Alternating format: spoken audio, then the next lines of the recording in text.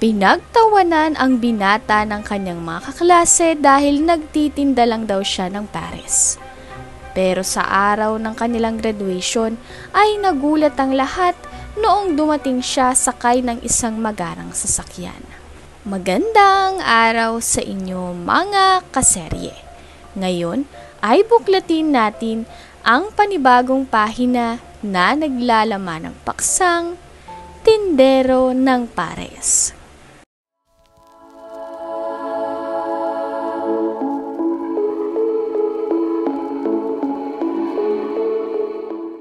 Bata pa lang ay mulat na sa realidad si Marlon. Kaya naman ang lumaki siyang bukod sa pag-aaral ang nasa isipay, dumagdag na doon ang magkaroon din ng mga pagkakakitaan upang magkaroon ng pera. Hindi naman kasi sila mayaman at sila lamang din ng kanyang nanay Rebecca ang magkasama sa hirap at ginhawa. Dahil lang sa pagkakaalam niya'y iniwan na siya ng kanilang ama. Hindi naman nagtanim ng sama ng loob si Marlon sa ama dahil iyon ang itinuro sa kanya ng ina na hindi magtatanim ng sama ng loob sa ama nito dahil hindi naman talaga nila alam ang dahilan kung bakit bigla na lamang itong nawala. Anak, maaga ka bang uuwi mamaya? Kung hindi ka makakauwi ng maaga, ako na lang magbubukas ng parisan mo. Total, wala naman akong ibang gagawin eh. Saad ng kanyang ina. Sige po, Nay. Susunod na lang po ako mamaya ha. May gagawin pa po kasi ako sa paaralan eh. Huwag kang mag-alala anak. Unahin mo munang dapat mong unahin. Lalo ng pag-aaral mo. Galingan mo ha. Ngiti ng kanyang ina sa kanya. Opo, Nay. Para po sa inyo at sa pangarap natin. Ngayon ay nasa kolehiyo na si Marlon at ang dahilan ng lahat bukod sa pag-aaral niya ng mabuti ay ang pagiging suportado ng kanyang nanay, ang kanyang pagtitinda niya rin ng pares. Malaking tulong ang parisan niya para sa mga gastusin nila ng kanyang nanay sa pang-araw-araw at mga bayarin niya sa paaralan. Ang pinampuhunan naman nila dito ay inutang pa ng kanyang ina at malapit na rin nilang matapos ang pagbabayad dahil malaki-laki naman kahit papaano ang kinikita nila sa parisan.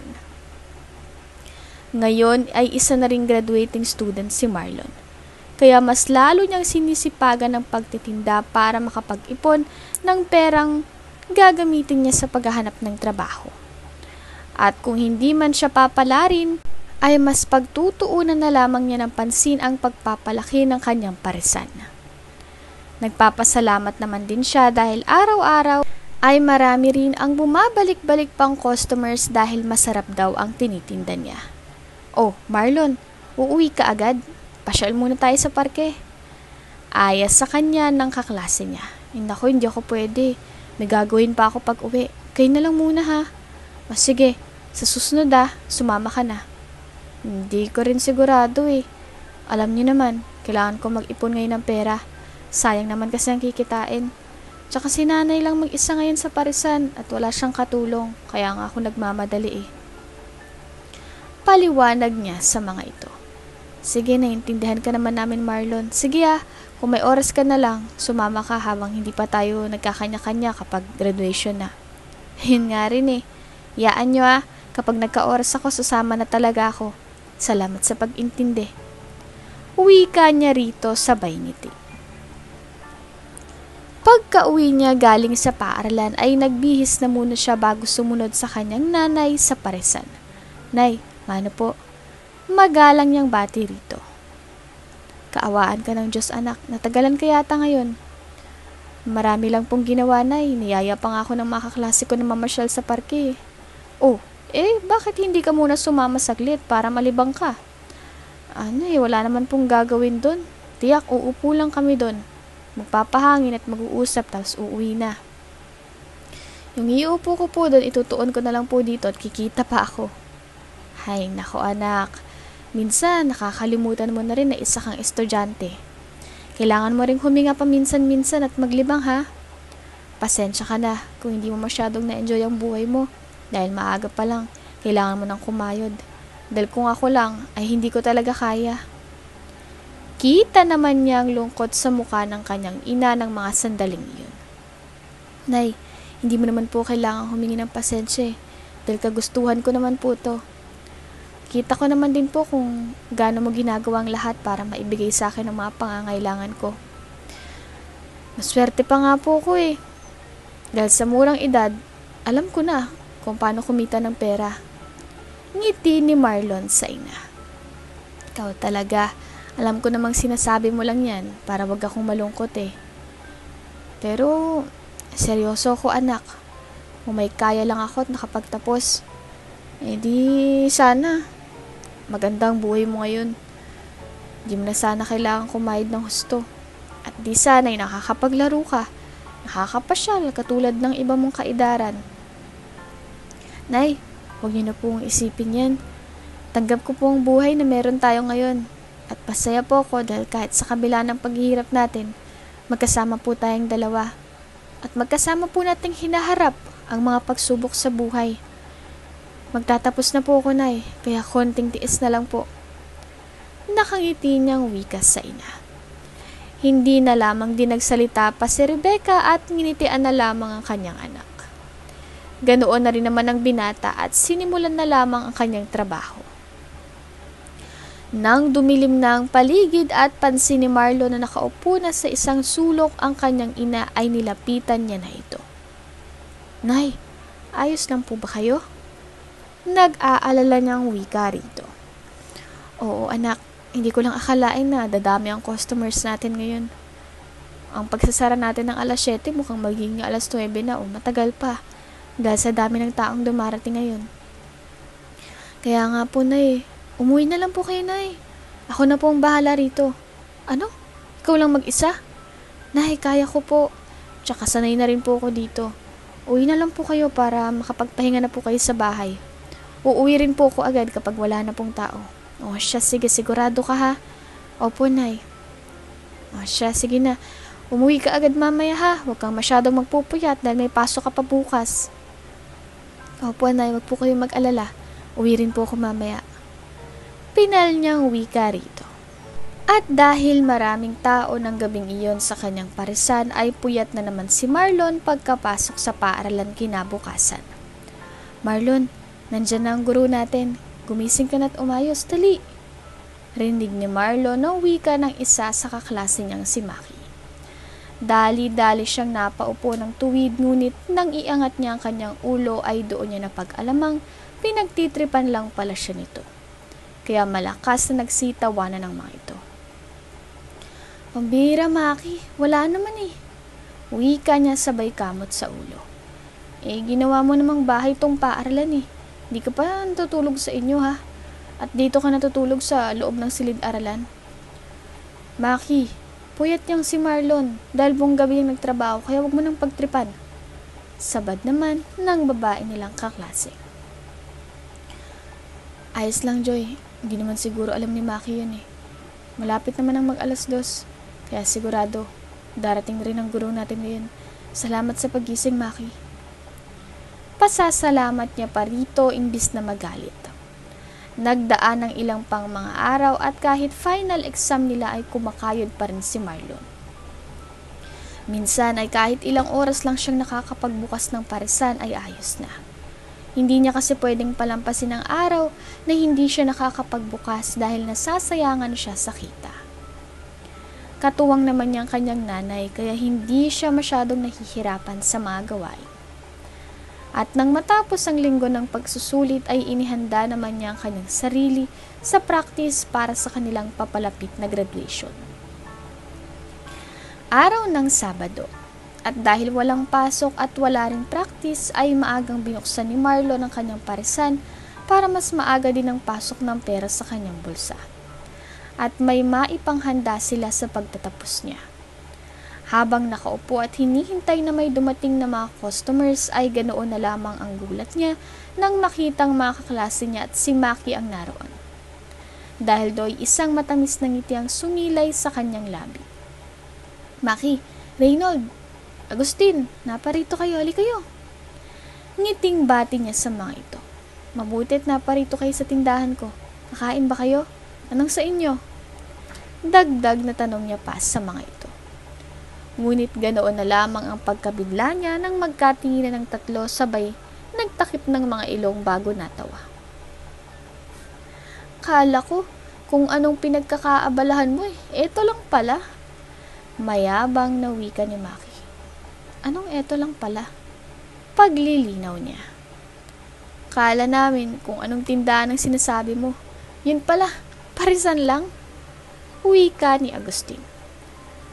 Ngayon nasagot ng mga tanong natin kaya pala malansang amoy mo sa tuwing papasok sa eskwelahan Nagtitinda ka pala ng pares. Hindi nagustuhan ni Marlon ang mga lumalabas na salita sa bibig ng mga ito. At mas lalong hindi rin niya inaasahan na mamaliitin ng mga ito ang dahilan kung bakit malapit na niyang maisuot ang kanyang itim na toga. Kung hindi kayo kakain, huwag niyo naman sanang bastusin ang hanap buhay ko. Hoy, talagang hindi kami kakain dito dahil ayaw namin sa dugyot na pares mo. Nakakadiri ka. Kapag pumasok ka, amoyin mo rin muna ang sarili mo bago ka tumuntong sa silid-aralan para hindi kami nadadamay sa amoy mo. Nasakta ng binata sa kanyang mga narinig. Sanay siya sa papuri ng mga tao sa kanyang negosyo. Kaya ganoon na lamang siya naging emosyonal na siya lang ang tanging nakakaalam. Ngunit tila wala nga talaga siyang kayang itago sa kanyang nanay Rebecca.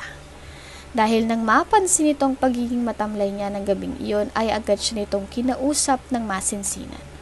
Anak, ayos ka lang? Panimula nito sa kanya. Oo naman, Nay. Bakit niyo naman po naitanong? Wala naman. Napapansin ko lang kasi na matamlay ka Mahina ba ang kita ngayong araw sa parisan? Hindi naman po, Nay. Yung normal na kita lang po natin araw-araw. Pagod ka ba? Hindi naman po masyado, Nay. Hindi naman po maraming tao kanina kung ganon, may problema ka. Nay, wala po.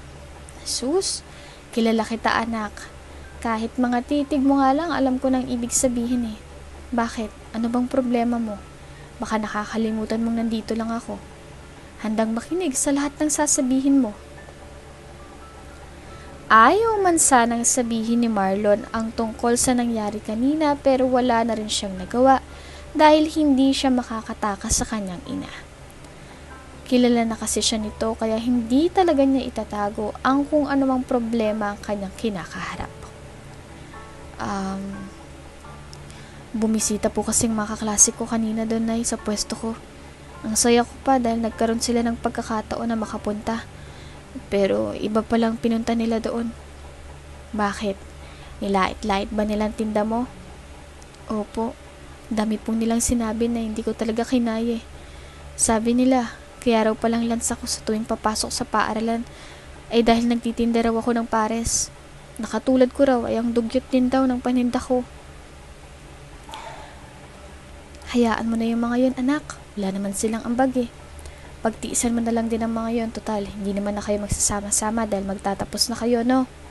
Huwag mo nang isipin at dibdibin yun anak ha. Basta't alam mo lang sa sarili mo na legal at galing sa puso ang ginagawa mo. Makakapagtapos ka na nga ng kolehiyo dahil dyan, di ba? Pilit namang napangiti si Marlon sa kabumuntong hininga. Nasaan na po kaya ang tatay ko ngayon, no? Naaalala niya pa kaya tayo? Yan ang hindi ko alam anak. Pero ang alam ko lang, sobrang bait ng tatay mo. Hindi ko lang talaga alam kung bakit bigla siyang nawala noon. Siguro napagod na lang din siya. Mayaman kasi yun anak. Hindi sanay sa hirap kaya nung mapilitan siyang huminto sa pag-aaral para magtrabaho at itaguyod tayo. Nakita ko kung gaano siya kadeterminado at kabuting ama. Di niya lang nagawang lumaban hanggang sa huli at nagpadala lang siguro siya sa pagod. Nahuhuli ko kasi siya minsan na umiiyak na madalang ko lang nakikita dahil ayaw niyang maapektuhan ako. Wika naman ni Rebecca na makikita ang lungkot sa mukha. Pero grabe din po ang ginawa mong pagsasakripisyo noon, Nay, no? At ngayon, heto na tayo, magkasama pa rin. Hindi ba kayo nagalit kay tatay, Nay? Hindi, may tampo, oo. Pero kung malalaman ko lang kung anong dahilan niya noon, susubukan kong intindihin. Ano po bang itsura ni tatay, Nay? Napangiti naman si Rebecca at tinitigan ng seryosong anak na si Marlon. Anong itsura ng tatay mo? Namana mo ang mata at ilong niya, anak. Wala nga lang kaming larawan noon na magkasama. Biglaan lang din ang pagiging magkasintahan namin. Nagkaaminan lang at ayun na. Pero ngayon, sa haba ng panahong lumipas, baka nga kinasal na siya sa iba eh. O baka may iba ng pamilya. Pero hayaan mo na yun, anak. Hindi na natin dapat pagtuunan ng pansin ng mga bagay sa nakaraan. Basta tayo, laban lang ha. Nandito lang ako lagi para sa'yo. Hinding-hindi ako mawawala. Pagbibigay seguridad ng ina sa binata. Ngumiti naman si Marlon at niyakap ang ina. Maraming katanungan sa isipan ng binata patungkol sa kanyang ama. Pero dahil alam naman niyang hindi iyon masasagot ng nanay niyang si Rebecca, ay hinayaan na lamang niya iyon at hindi na muling nag-isip katulad na rin ang sabi ng ginang. Ngunit simula nga ng magawi ang grupo nila Maki sa kanyang parisan ay mas malala pa doon ang nangyayari sa tuwing papasok siya sa paaralan dahil lagi na siyang pinagtitripan ni Maki. Minsay kahit nasa labas sila ay lagi nitong sinasabi na dugyot ang kanyang pares na tinda. Marlon, sa pagtatapos natin, mukhang alam ko ng handa nyo ah. Pares no? Paninimulang pangaasar na naman ni Maki sa kanya. Maki, tigilan mo na nga si Marlon. Di ka na nga pinapansin ng tao eh, Todo papansin ka pa rin. Hindi niya ako pinapansin at hindi niya rin ako sinasagot dahil alam niyang totoo ang sinasabi ko eh. Diba Marlon? Dugyot naman talaga ang paninda mo eh. Kasing dugyot at lansa mo. Ngunit kahit ganoon na araw-araw ang naging ganap nila sa paaralan ay mas pinili lamang din ni Marlon na ignorahin na lamang iyon at mas pagtuunan na lang ng pansin ang mga positibong bagay. Isang linggo lang ang kanyang graduation at dahil panay practice lang naman ang ginagawa nila sa isang nagdaang araw ay napagpasyahan ni Marlon na umalis ng maaga sa universidad na pinapasukan para magkaroon pa siya ng mahabang oras para makapagtinda ng pares. Oy, Marlon, uwi ka na ba? Di ka ba sasama sa amin? Saad ng isa sa kanyang kaklase. Oo, Hindi pa man matatapos ng binatang sasabihin, ay pinutol na iyon ni Maki. Uuwi na yan dahil magtitinda pa yun ng paninda niyang dugyot eh. Di ba Marlon? Tatawa-tawa pa nitong wika sa kanya. Tigilan mo na nga si Marlon, Maki. Saway naman ng babaeng nilang kaklase. Oy, bakit? Dugyot naman talagang paninda niya eh. Nagsisisi nga ako kung bakit ko tinikman ang paninda niya noon. Nag-aksaya lang ako ng pera ko. Alam mo, Maki, hindi naman kabawasan sa kinikita ko kung hindi ka babalik dun eh. Kung hindi ka kakain. Tsaka kung dugyot man ang paninda ko, di sana walang bumabalik-balik dun para kumain. Isa pa, kung wala kang masabing maganda, ayos lang. Total, opinion mo naman yan eh. At wala ako sa lugar para diktahan ng kung ano man ang opinion mo. Pero kahit ano pang sabihin mo, hindi na ako maapektuhan dyan dahil sanay na ako. Basta ang importante lang sa akin ay wala akong inaapakang ibang tao sa negosyong nakatulong sa pag-aaral ko at sa aming dalawa ng nanay ko. Ngayon kung wala ka ng ibang sasabihin, pwede na ba akong umalis? Nang hindi makaimik si Maki ay doon na dali-daling umalis si Marlon. Kung noon kasi ay sobrang naapektuhan at nasasaktan siya sa tuwing pinagsasabihan siya ng mga hindi magagandang salita ni Maki at ng iba pa niyang kaklase. Ngayon ay wala na iyong epekto sa kanya. Minsay iniignora na lamang niya lalo na kapag alam niyang hindi naman makakatulong iyon para sa mga pangangailangan niya. Makalipas nga ang ilang minuto ay nakarating na siya sa bahay nila. Ngunit pagkapasok niya sa kanilang munting tahanan ay ganoon na lamang ang gulat niya nang makita ang kanyang ina na nakaupo kasama ang isang lalaking hindi niya kilala. Nay, mano po, may bisita po pala kayo. Magandang hapon po sa inyo, sir. Magalang niyang bati sa dalawa. Kaawaan ka ng Diyos, anak. Tapos na ba ang practice niyo? Opo, Nay, inagahan ko po ang uwi dahil magbubukas pa po ko ng parisan. Magbibihis na po muna ako. Anak Marlon, mamaya ka na magbihis. Huwag ka na rin magbukas ng parisan ngayon. Po, Bakit naman po, Nay? Sayang naman po ang kikitain ngayon. Maupo ka muna rito. Naguguluhan man ay mas pinili pa rin ni Marlon na maupo at sundin ang sinasabi ng kanyang ina. Ngunit sa kanyang pag-upo ay hindi niya maiwasang hindi mapansin ng lalaking naroon na nakatitig sa kanya habang nanunubig na ang mga mata. Anak, siya si Roland. Siya ang ama mo. Sa sinabing iyon ng kanyang ina ay doon na napatitig si Marlon sa lalaki na nooy tuluyan na ngang bumagsak ang luha sa kanyang mga mata. Anak, sa nahihirapan itong sambit. Ikaw ang tatay ko? Tinitigan ng maigi ni Marlon ang tindigan at postura ng kanyang ama at doon niya napagtanto na hindi naman ito ang klase ng tao na naghihirap sa buhay. Kaya doon na siya muling nagsalita. Alam mong dito kami nakatira. Pero hindi ka man lang nag-abalang hanapin at puntahan kami noong mga panahong kailangan na kailangan namin ng tulong. Wala naman siyang galit sa kanyang ama dahil iyon ang sinabi ng kanyang inay. Pero hindi niya lang talaga maiwasang hindi magtanong rito. Anak, pakinggan mo muna ang paliwanag ko. Hindi ko rin ginusto to. Hindi ko ginusto na malayo ko sa inyo at hindi kita mabigyan ng maayos na buhay sa mga nagdaang taon. Pero makinig ka muna. Hayaan mo muna ako magpaliwanag. Itinikom naman ni Marlon ang kanyang bibig at hinayaan ng ama na ipaliwanag ang lahat para mas lalo niyang maintindihan. Sa pagkukwento ni Roland sa totoong nangyari kay Marlon ay sumabay ang kanyang pagbabalik tanaw sa mapait na kwento ng pag-ibig ni Rebecca na hinadlangan naman ng kanyang ina. Parehong nasa sekundarya noon sina Roland at Rebecca. Bumilibang dalaga kay Roland dahil sa angkin nitong talino sa klase at sa iba pang bagay. Lingid naman sa kaalaman ni Rebecca ay ganun din pala si Roland sa kanya. Bumilib din ito sa angking kagandahan ng dalaga. Noong unay hanggang sa papansin at patingin-tingin lang binata kay Rebecca. Hanggang sa nakahanap na nga siya ng dahilan para makausap ito at maging kasundo. Ngunit nagulat na lamang si Roland nang malamang hindi pumasok sa paaralan isang araw si Rebecca. Hindi naman niya iyon masyadong inisip dahil akala niya isang araw lang ang ililiban ng dalaga. Ngunit nang magsunod-sunod na at umabot na ng 2 linggo ay doon na siya kinabahan at nag-alala. Meryl, tawag ni Roland sa kaklase nilang babae na laging kasama ni Rebecca. Oh, Roland, bakit? Pasensya na kung itatanong ko lang sana kung nasan si Rebecca. Magdadalawang linggo na kasi siyang liban sa klase. Hindi na siya makakahabol. Ay, di mo ba alam?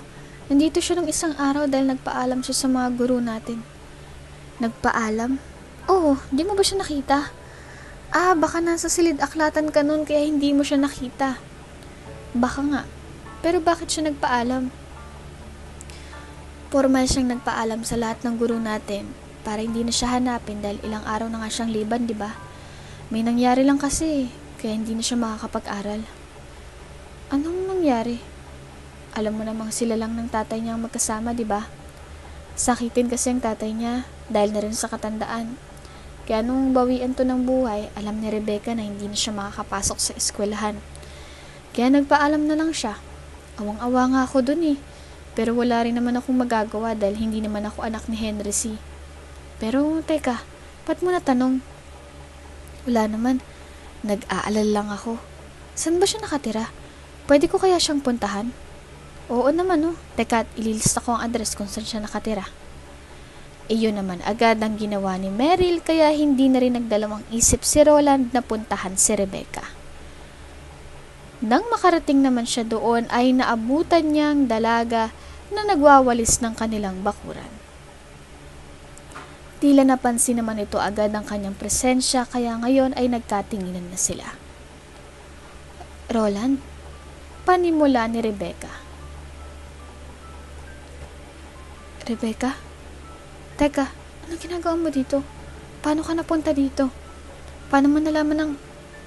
Hindi na nga natapos pa ng dalaga ang ibig pa sanang sasabihin ng yakapin na siya ng binata. Nagulat man pero tinugon pa rin iyon ni Rebecca.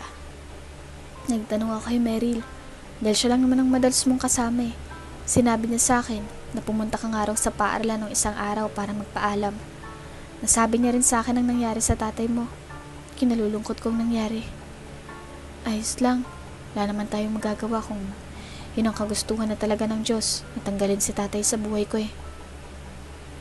Makakapagpahinga na rin si tatay dahil ilang taon na rin siyang nagtiis sa sakit niya. Kahit naman kasi may karamdaman yun, kumakayod pa rin yun para pag-aralin ako. Teka, may pasok ka pa ngayon Ba't ka nandito? Lumiban ka ba? Oo, hindi kasi kita nakita nung pumunta ka sa paaralan ng isang araw eh. Kaya pinuntahan agad kita dito. Bakit? Kasi nag-aalala ako sa'yo. Ha? Bakit? Kasi kaklase kita. Normal lang naman siguro yun, di ba? Nang titigan siya ni Rebecca ng makahulugan ay doon na siya napahinga ng malalim. Oo na. Bukod doon, gusto rin kitang kumustahin. Bakit? Dahil gusto kita, Rebecca. Magkahalong pagkabigla at kilig ang naramdaman noon ng dalaga dahil hindi niya lubos na aakalaing parehas pala sila ng nararamdaman ni Roland. Nang araw na iyon ay hindi lang kumustahan ang nangyari, kundi ang parehas din nilang pagtatapat ng kanilang mga nararamdaman. Niligawan ni Roland si Rebecca hanggang sa nagkaroon nga sila ng relasyon. Tinutulungan naman ng binatang kanyang nobya na makapasok ng trabaho para makapag-ipon upang makapag-aral muli. Minsay ang baong pera ni Roland sa paaralan ay hindi niya binabawasan dahil binibigay niya ito sa nobya. Hindi man sang-ayon si Rebecca sa ginagawang iyon ni Roland ay wala na siyang nagawa kundi magpasalamat na lang dito. Ngunit isang araw nang makita sila ng ina ni Roland habang sila'y namamasyal sa parke, ay hindi na ito nagdalawang isip na kausapin ng binata nang makarating ito sa bahay nila kinahapunan. At kailan mo balak sabihin sa akin ang tungkol sa babaeng yun, ha, Roland? Kung hindi ko pa kayo nakita sa parke, hindi ko pa malalaman na may nobya kang tindera sa Divisoria. Ma, ano naman pong masama doon? Hindi niyo naman po pwedeng husgahan ang buong pagkatao ni Rebecca nang dahil isa lang siyang tindera sa Divisoria. Isa pa siya na lang po mag-isa sa buhay niya ngayon. Nag-iipon po siya para makapag-aral ulit. Wala akong pakialam, Roland. Kilala mo ako. At kapag sinabi kong ayaw ko sa babaeng yun, ayaw ko talaga. Tapos ang usapan. Kung ilang beses nang pinagbawalan ng ginang si Roland na kitain si Rebecca ay tila baliwala pa rin ito sa kanya at hindi niya pinapakinggan. Hindi niya rin pinaalam sa nobyang tungkol sa pagkadi gusto ng kanyang ina dito dahil ayaw niyang mag-alala ito.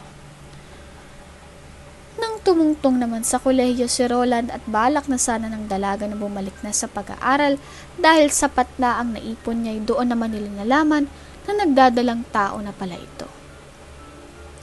Roland, anong gagawin natin? Nag-aalala at umiiyak niyang tanong sa nobya. Hindi naman malaman ni Roland kung ano ang isasagot niya dahil kung ipapaalam niya sa inang sitwasyon ng kanyang nobya ay tiyak na magwawala ito. Dahil unang-una, alam niyang hindi ito tanggap si Rebecca. Ngunit sa huli ay nilakasan pa rin ni Roland ang loob at sinabi sa ina ang totoong sitwasyon ni Rebecca. Dinala niya pa ang nobya sa bahay nila pero tulad ng inaasahan ay nagalit ang ina sa kanya. Ilang beses ko nang sinabi sa'yo na hiwalayin mo ng babaeng yan, Roland. Hindi mo lang winalang bahalang utos ko ngayon. Dadalhin mo siya dito na buntis na? Ma, apo mo pa rin ang nasa sinapupunan niya. Wala akong pakialam. Kung galing lang naman sa babaeng yan, di bali nang wala akong kilalaning apo. Hindi ko yan matatanggap, lalong-lalo ng pagsasama nyo. At kahit pa lumuhod ka sa harapan ko, Roland, hindi mo ko mapapao. Umalis na kayo. Iyak naman ang iyak si Rebecca dahil wala siyang kaide-ideya na ganoon palang tingin sa kanya ng ina ng kanyang nobyo. Sabi mo sa akin, okay lang sa kanyang relasyon natin. Hindi naman pala eh. Bakit? Pag sinabi ko sa'yo, may mangyayari ba? Rebecca, kahit naman hindi ka magustuhan ni Mama, ipaglalaban pa rin kita. Kayo ng anak natin, hindi ko kayo iiwan. Niyakap naman agad ng dalaga ang nobyo. Napilitan si Roland na huminto sa pag-aaral at umalis sa kanilang puder para magtrabaho at samahan ng nobya, lalo na't naging maselan ang pagbubuntis nito. Hindi naging madali para kay Roland ang magtrabaho, lalo na't hindi siya sanay sa mahirap na pamumuhay. Pero ang lahat ng yon ay hindi niya ininda dahil gusto niyang gawin ang lahat para sa kanyang nobya at sa paparating nilang anak. Hanggang sa maisilang na nga ni Rebecca si Marlon ay doon na nagsimula ang pagkakabaon nila sa utang. May mga oras na napapasigaw na lamang si Roland dahil sa hirap ng sitwasyon nila. Gusto niyang magpakatatag alang-alang sa kanyang pamilya, pero hindi niya talaga kaya. Nairaos naman nilang pinakaunang kaarawan ni Marlon, pero kasabay noon na yung pagbabalik ng ina ni Roland at kausapin siya. Sinabihan siya nito na handa siyang patawarin si Roland at pabalikin pa siya nito sa pag-aaral para may makuha itong magandang trabaho at mas gumandang kanyang kinabukasan. Paano pong mag-ina ko, ma? Hindi ko pa rin sila matatanggap, Roland. Ginagawa ko to para mas maging maayos ang buhay mo at mabigyan mo ng maayos na buhay ang anak mo. Hindi ko pa rin sila tanggap pero wala naman akong magawa dahil ikaw ang nagkokontrol sa buhay mo. Isipin mo na lang na ginagawa mo to alang-alang sa mag-ina mo. Ilang araw ding nag-isip si Roland hanggang sa mapagpasyahan niyang sundin ang sinabi ng ina. Hindi niya rin pinaalam sa nobya ang plano niyang iyon at ang muli nilang pagkikita ng ina dahil kapag babalik siya sa pag-aaral ay hindi na siya makapagbibigay ng suporta sa kanyang mag-ina. Nang mga panahong iyon ay wala siyang ibang naisip kundi ang makabalik sa pag-aaral.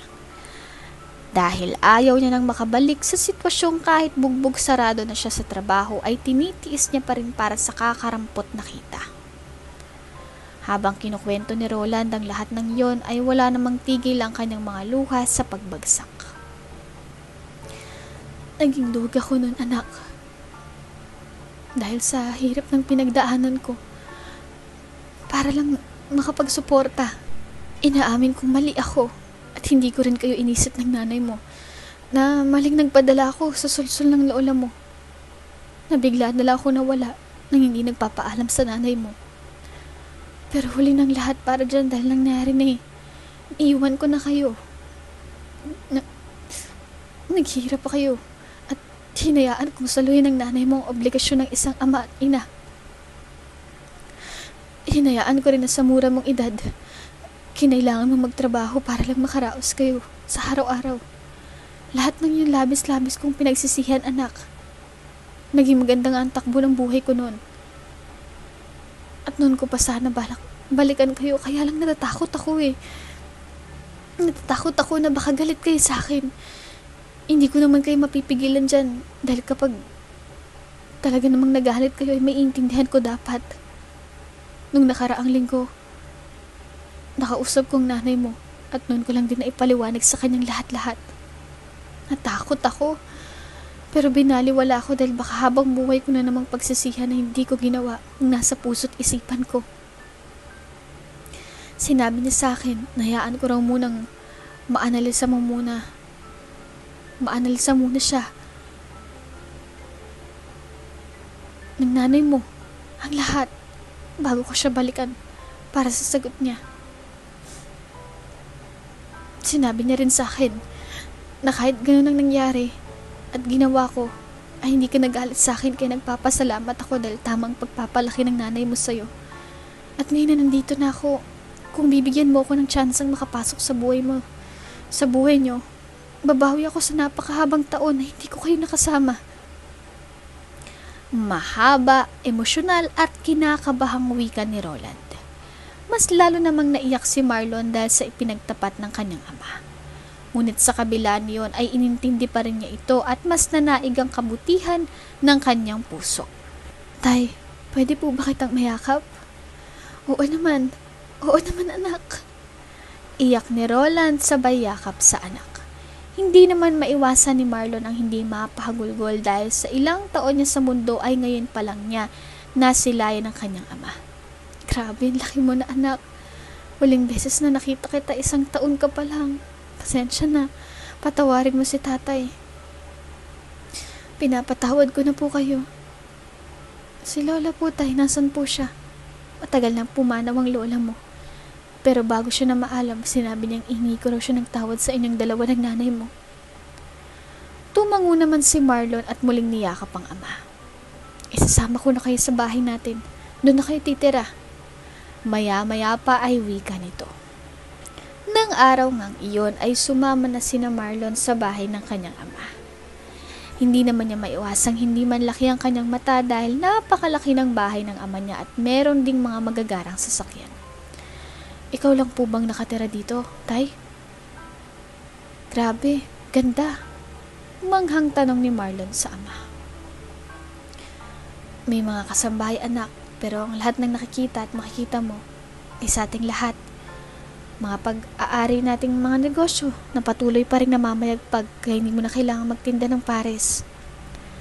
Napangiti naman si Marlon dahil sa pagkamangha. Ngunit kahit gaano pa kakomportable ang kanyang buhay ay hindi pa rin niya ginawang dahilan iyon para magyabang. Teka, maaari mo ba akong samahan anak? Tanong ng kanyang tatay Roland sa kanya nang nasa terasa siya at nagbabasa ng libro. San po tay? Bibili tayo ng kotse. Sports car. Nanay mo sana kaso tulog eh. Ayoko naman siyang gisingin dahil alam kong napagod yun. Paano ba naman kasi? May kasambahay na nga tayo dito. Pinipilit pa rin magtrabaho.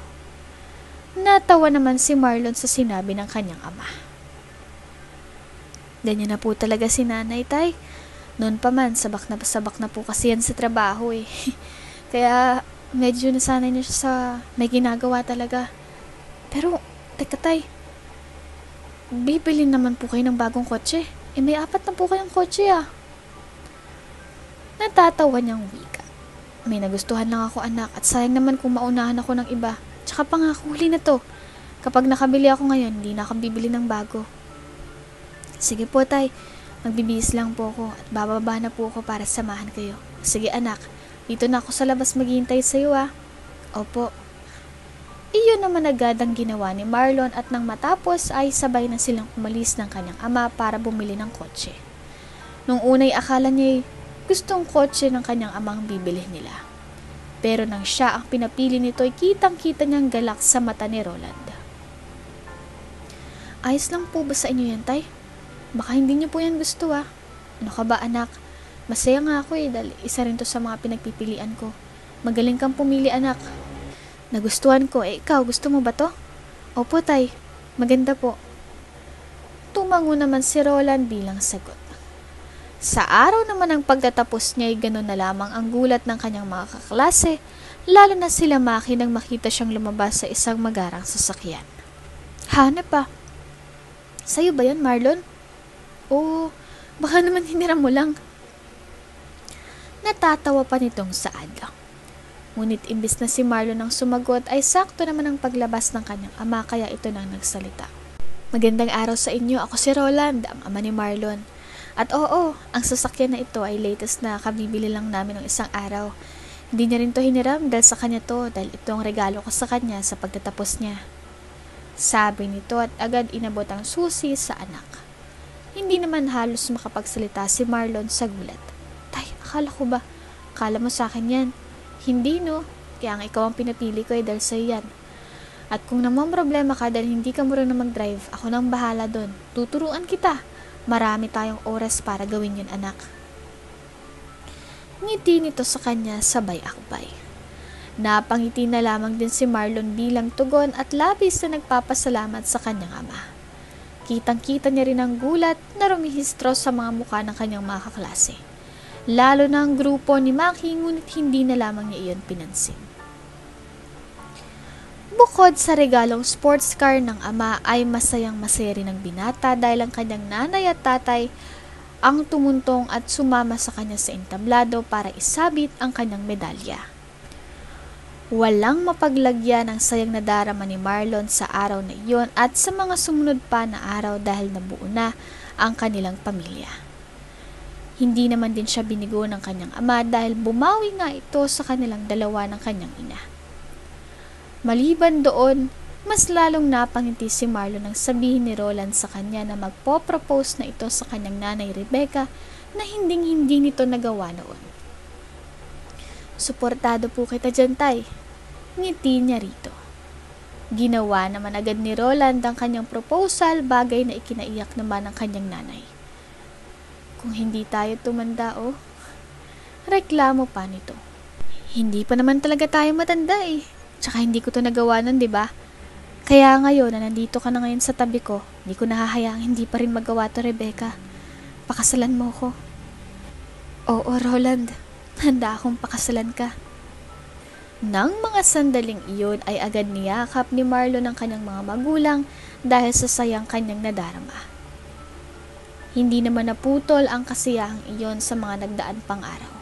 At ngayon ay si Marlon na ang namamahala sa iilang negosyo ng kanyang amang si Roland sa tulong at pagtuturo na rin nito. Dito ko na nga po isasara ang kabanatang pinamagatang Tindero ng Pares.